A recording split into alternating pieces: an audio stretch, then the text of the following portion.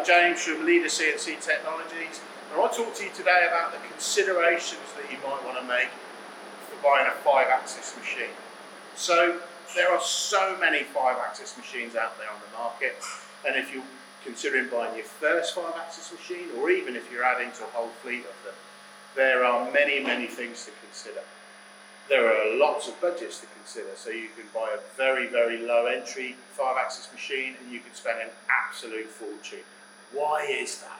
So hopefully we can bust a few myths and talk about the whys and wherefores of that today in this short video. So first of all, 5-axis, what does it mean? Simultaneously you can move all 5 axes at once. Now that's a benefit if you're scanning a very clever feature onto an impeller blade or something like that, but the reality is most applications don't need full simultaneous 5 axes. 3+2, 4+1, all of that works. What you're trying to do is present 5 sides of a part for machining at various different angles, but occasionally you do need that extra surface finish and that extra integrity where simultaneous comes into play. So what do you need to consider? Well, the first thing you need to consider is to have a control that is up to dealing with that kind of thing. On this particular machine, the U400 from Takumi, we've got a high control. Arguably one of the best that you can buy for 5-axis machining facilities. Now, the other thing that sets many machines apart from the high-end 5-axis to the low-end 5-axis is the configuration of the machine itself.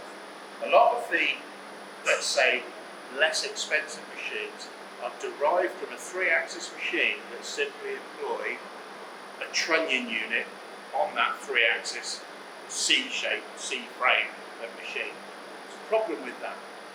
When you then get to the bottom of pockets, you can create bands and all sorts of things because that machine's not really designed to do it in that way. It's fit for purpose in many applications, but it's not got the integrity of the higher end machines.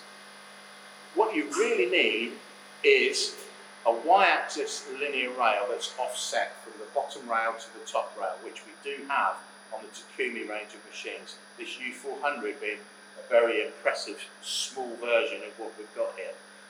Now, the offset rail on the Y-axis creates so much stability in the head that you can achieve high surface finish, high integrity, and a lot more accuracy on the bottom of the part. That's really important.